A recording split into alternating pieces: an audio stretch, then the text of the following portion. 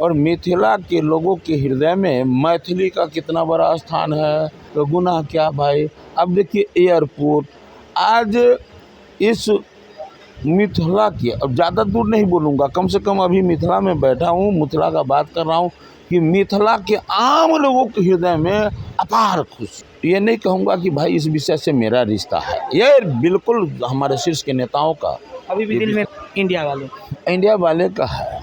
कहिए गठबंधन करने के लिए पूरे विश्व के नेता का गठबंधन कर ले। ये लोग यहाँ बिहार में विपक्ष में तो ऐसे बोल रहे हैं, ये तो आम जनता कह रही है, तो हम लोग क्यों कहेंगे, ये आम जनता कह रही है, आप भी पूछते हैं, आप भी जानते हैं, इसलिए खात्मा सुनिश्चित है। नमस्कार, मेरा नाम सानू झा है और आप लाइव सिटीज़ मधुबनी से देखना शुरू कर चुके हैं। हमारे साथ बिहार विधान परिषद के नेता प्रतिपक्ष हरी सहनी जी हैं। अभी नए आप नेता प्रतिपक्ष बने हैं। सबसे पहले तो मधुबनी झंझारपुर में आपका स्वागत है। बहुत बहुत धन्यवाद आपको भी। निश्चित रूप से लोग कहते हैं कि यह सम्मान मिथिला को मिला। आप यहाँ का स्थायी निवासी हैं तो आपको तो प्रसन्नता होगा ही, इस नाते आप शुभकामना दिए, आपका कर्तव्य भी है। सर, अमित शाह का भी दौरा होने वाला है, केंद्रीय गृह मंत्री झंझारपुर आने वाले हैं। कितनी हद तक तैयारियां हो गई हैं? खुद आप इंस्पेक्शन के लिए यहाँ अभी मौजूद हैं। देखिए, तैयारी वो दुनिया की सबसे बड़ी पार्टी भारतीय जनता पार्टी और भारत में जिनका सरकार है उसका गृह मंत्री है, तो स्वाभाविक है वो जहाँ जाएंगे तो वहाँ थोड़ा सा दृश्य अलौकिक होगा। यहाँ गृह मंत्री जी आने वाले हैं और विपक्ष के जो लोग हैं, इंडिया वाले, कह रहे हैं कि भयभीत हो गए, तभी तो हम बैठक कर रहे हैं। लगातार गृह मंत्री का दौरा 5 से 6 बार बिहार में होने वाला है।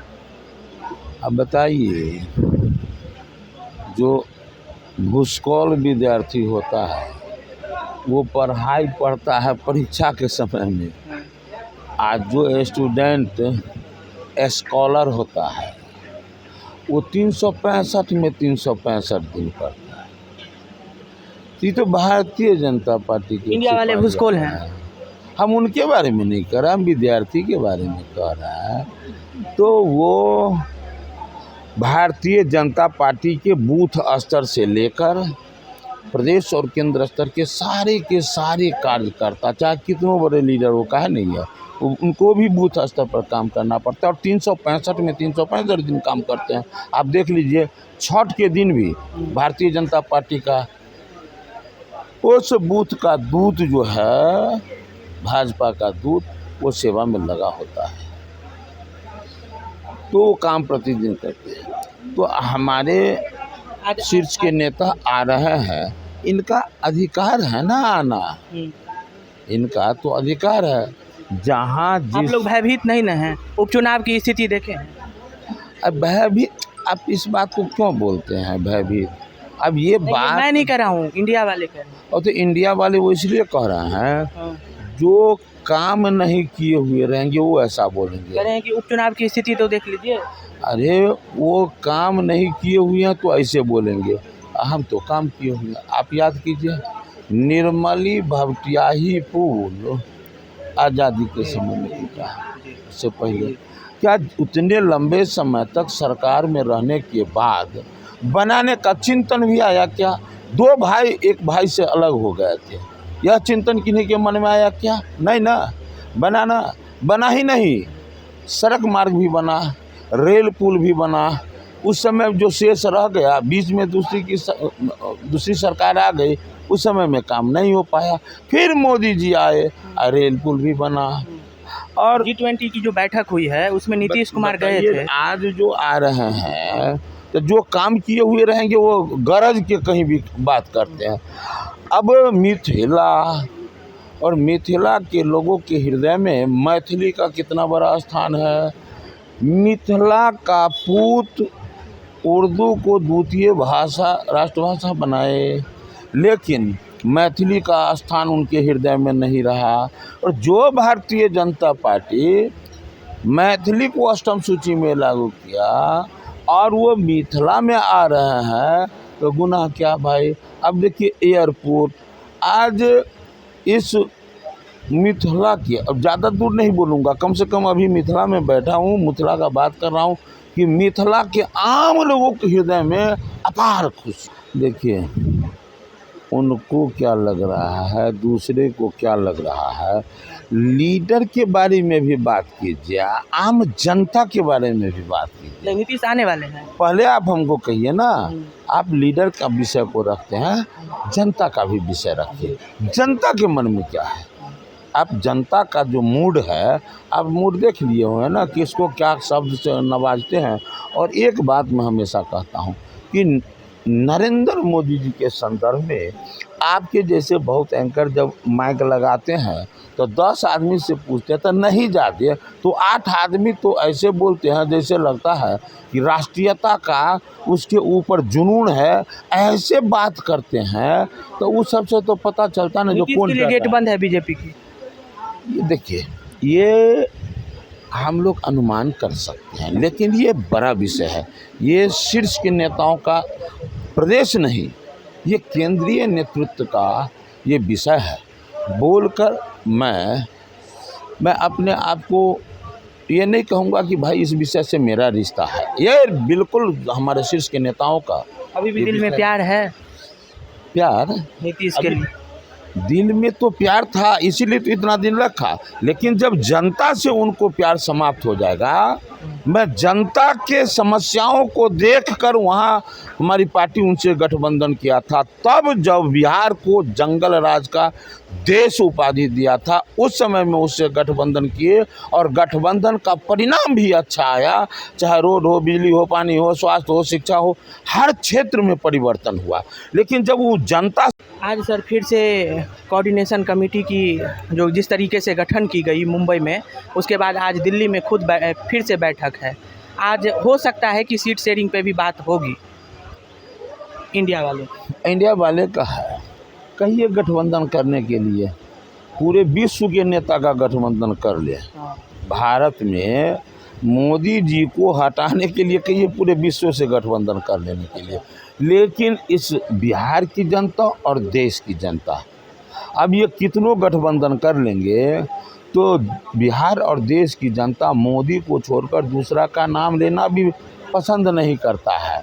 आप फिलहाल आप देख रहे हैं, जिस देश में हजार नहीं लाखों संत ने अपने प्राणों की कुर्बानी दी, लाखों संत ने प्राणों की कुर्बानी दी, चाहे वो सतयुग हो, द्वापर हो, त्रेता हो, कलयुग तक। आप माँ दुर्गा इनका वध की थी, जो सनातन के धर्म विरोध किए, सनातन के विरुद्ध है। जीना स्टेटमेंट आपने सुना है उदयनिधि का, फिर उसके बाद शिक्षा मंत्री का कि मर्यादा पुरुषोत्तम हजरत पैगंबर मोहम्मद हैं, फिर उदयनिधि ने सनातन धर्म की तुलना डेंगू मलेरिया से कर दिया। यही तो कह रहा हूँ कि जिस देश में लाखों लाख संत सनातन धर्म के पीछे अपने प्राणों की आहुति दी, कब? जब महिषासुर थे, तब भी जो है सनातन धर्म को वो समाप्त करने का प्रयास किया। देख कौन कौन किए हैं। कंस आए, सनातन धर्म को समाप्त करने का प्रयास किए। रावण आए, सनातन धर्म को समाप्त करने का प्रयास किए। कोई सफल हुए क्या? नहीं ना। और सारे में सनातनी ना अपने प्राणों की आहुति दी है। और वर्तमान समय में ये नेतागण ये गठबंधन बनाकर बॉम्बे से आए, अब बौछार कर दिए सनातन के विरुद्ध बात करने का। तो वो लोग, हम लोग, पूरे देश में जनता समझ गया कि वो लोग एक तुष्टीकरण का नीति गढ़ करके वहाँ से चल के हर जगह। इन लोगों की भी खात्मा सुनिश्चित है। हम कहा कहेंगे, आपको जो कहे माइक लगा के जो पूछते हैं, हम कहेंगे तो होगा कि भाई ये लोग यहाँ बिहार में विपक्ष में तो ऐसे बोल रहे हैं, ये तो आम जनता कह रही है, तो हम लोग क्यों कहेंगे? ये आम जनता कह रही है, आप भी पूछते हैं, आप भी जानते हैं, इसलिए खात्मा सुनिश्चित है। मैं बोलते रहता हूँ कि एक मुखिया जी अपने ब्लॉक के सारे मुखिया पक्ष विपक्ष सभी को बुला लेते हैं सरपंच, वार्ड मेंबर, पंचायत समिति, विधायक, सांसद सबको बुला लेते हैं तो लोग कहता है अरे ये तो शेर मुखिया है, शेर और बकरी दोनों को एक घाट पर पानी पिला दिया है। तो आज नरेंद्र मोदी दुनिया के जितना सक्षम देश है सबको यहाँ बुलाकर और आतंकवाद के विरुद्ध, नारी सम्मान के लिए, अर्थव्यवस्था के लिए, बेरोजगारी के लिए विभिन्न मुद्दा पर जो बात किए हैं, जिस तरह से मखाना, मिथिला पेंटिंग सबका सम्मान हुआ। सब लोग जानते कि ये सब बात वो जो नहीं बोलेंगे तो लोगों को लगेगा कि अब ये लोग दौर में है ये नहीं है, तो कुछ ना कुछ बोलेंगे ना भाई। कितनी भीड़ की संभावना है ये लास्ट पर? मैं इतना जानता हूँ कि जहाँ भाजपा काम किया है उस ज़मीन पर वो आ रहे हैं। यहाँ भीड़ अनगिनत होगा। यहाँ का भीड़ इस मिथिला से पूरे देश में एक मैसेज जाएगा, इतनी भीड़ जुटेगी, ऐतिहासिक होगा। तो ये हमारे साथ नेता विरोधी दल बिहार विधान परिषद के हरी सहनी जी थे। आज ये मधुबनी जिला अंतर्गत झंझारपुर लोकसभा के जो यहाँ पे अमित शाह जी का दौरा है उसके इंस्पेक्शन में खुद आए हैं। लगातार शीर्ष नेतृत्व, चाहे वो बिहार का शीर्ष नेतृत्व हो या देश का शीर्ष नेतृत्व हो, लगातार यहाँ निरीक्षण में आ रहे हैं। खुद विरोधी दल के नेता हैं और बड़ी ही स्पष्टता से अपनी बातों को हमेशा ही लोगों के बीच रखते हैं। तमाम बातों पर उन्होंने अपना स्पष्टीकरण स्फुटित किया है लाइव सिटीज़ के माध्यम से। ऐसे ही तमाम छोटे बड़े खबरों को लाइव सिटीज़ पर देखते रहे। तत्काल के लिए दीजिए इजाज़त। नमस्कार।